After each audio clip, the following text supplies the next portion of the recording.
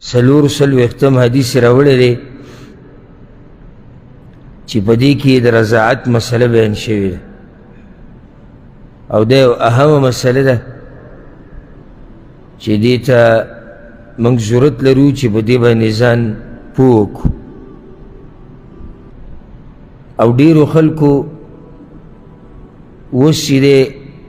هغوی ته پته ولګېده ډېر وخت تېرولو نه بعد چې بچي پکې شوي دي او اوس ورته پته ولګېده چې د رضاعت ته مثلا په شریعت کې شتي او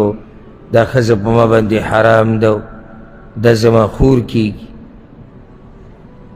د څه د لاسه د جهالت د لاسه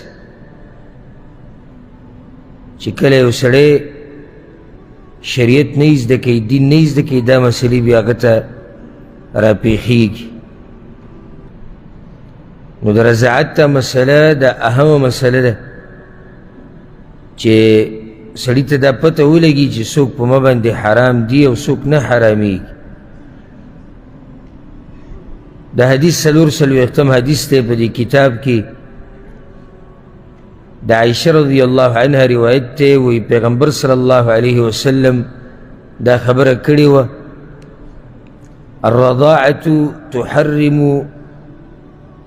ما تحرم الولادة رضاعت چې دی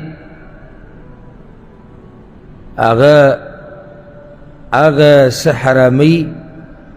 چې څه حرامیږي په ولادت او په نسب سره دا حدیث امام بخاري امام مسلم راوړی دی یو حدیث کې داسې هم راځي چې یحرم من الرضاعة ما یحرم من النسب رضاعت ته لاسه هغه څوک حرامیږي کوم څوک چې د نسب د لاسه حرامي او وضاحت به وشي انشاءالله دې حدیث کې د عایشه رضی الله عنها د حدیث دې کې دلیل دی په دې خبره باندې چې د حرمت په باب کې د رضاعت مسله هغه د نسب په شان ده نو په نسب کې چې څوک هم په تا حرامیږي هغه په رضاعت کې هم حرامیږي او دا حدیث په دې باندې واضح دلیل دی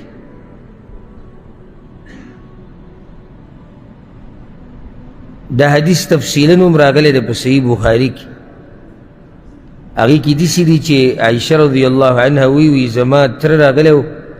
جاء عمي من الرضاعه زما تره راغلی و چې هغه زما رضاعي تره و فاستأذن علی نو هغه اجازت وغوښتو چې کور ته دننه درځم فأبيت أن آذن له نو ما انکار وکړو اجازت مې وله ورنه کړو دې تره له اجازت ورنه کړو او د دې تره نوم افلح حکم چې راغلی و دا دې رضاعي تره و نو دوی وایي زه دننه درځم هغې ورته وویل نه د هغه وخته پورې به نه راځي چې څو پورې ما د پیغمبر صلی الله علیه وسلم نه اجازت نه یې اخیستې او دا ګوره د هغې تقوا وه او د پیغمبر صلی الله علیه وسلم د بیبیانو هغه پاکوالی دی وایي زه به د پیغمبر صلی الله علیه وسلم نه تپوس کړو وایي چې کله پیغمبر صلی الله علیه وسلم راغی ما ورته وایي چې زما تره رضاعي افلح راغلی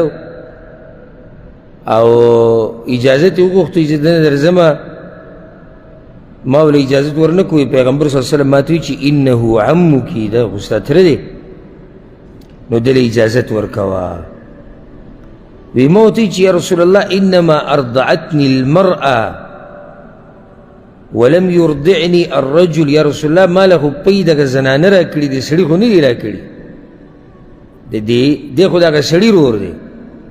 دی خو د ابوالقعیس رور دی ما له خو پی زنانه راکړي دي وی پیغمبر صلی الله علیه وسلم ما ته وی چې دا ستا تره دی دی دننه راتلی شي ولي ويش يحرم من الرضاعة ما يحرم من الولادة رضاعت تلاسه حراميږي هغه څه چې هغه د نسب د لاسه په سړي حرام شي نو په نسب کې دا رویره په تره باندې حرامه ده که نه ده حرامه حلاله ده او په یو زنانه باندې د هغې تره حرام دی که حلال دی سوچ خبره حرام دی